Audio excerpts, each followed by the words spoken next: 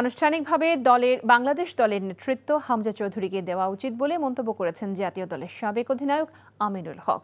শেষ মুহূর্তে গোল হজম করাটা হতাশাজনক, তাই খেলোয়াড়দের স্নায়ুচাপ নিয়ন্ত্রণে মনোবিদ নিয়োগের বিকল্প নেই বলে মনে করেন সাবেক গোলরক্ষক আমিনুল।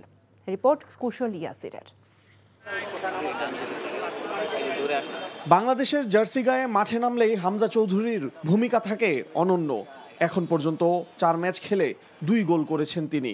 হংকংয়ের বিপক্ষে ম্যাচের শুরুর দিকে হামজার গোলেই এগিয়ে যায় বাংলাদেশ। সাম্প্রতিক সময়ে জামাল ভুঁইয়া, তপু বর্মন, সোহেল রানারা বাংলাদেশের অধিনায়কের দায়িত্ব পালন করছেন। পুরো 90 মিনিট তাদের খেলাচ্ছেন না কোচ। সাবেক অধিনায়ক আমিনুল হক বলছেন, লেস্টার সিটির অধিনায়কের দায়িত্ব পালন করা হামজাকেই বাংলাদেশের নিয়মিত অধিনায়ক করার এখনই সময়।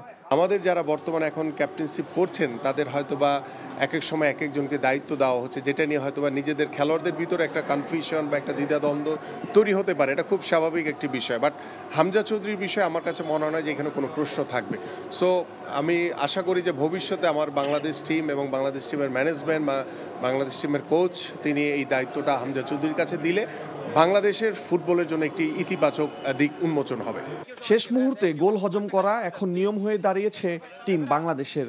দলের জন্য মনোবিদ নিয়োগ দিলে স্নায়ুচাপ নিয়ন্ত্রণ সম্ভব হবে ভাবনা সাফজয়ী এই অধিনায়কের। আমি মনে করি যে ইমিডিয়েটলি একজন মনোবিদ নিয়োগ দেওয়ার জন্য, যার মাধ্যমে বাংলাদেশ দলের খেলোয়াড়রা প্রত্যেকে আরও বেশি মানসিকভাবে উজ্জীবিত হবে, শক্তিশালী হবে এবং তাদের সামর্থ্যটাকে তারা বোঝাতে পারবে সর্বোচ্চভাবে। নতুন কোচ নিয়োগ দিলেও রাতারাতি দলে পরিবর্তন আসবে না। ম্যাচ জয়ের জন্য সামগ্রিকভাবে ভালো ফুটবল খেলার পরামর্শ আমিনুলের। কুশল ইয়াসির, এনটিভি নিউজ, ঢাকা।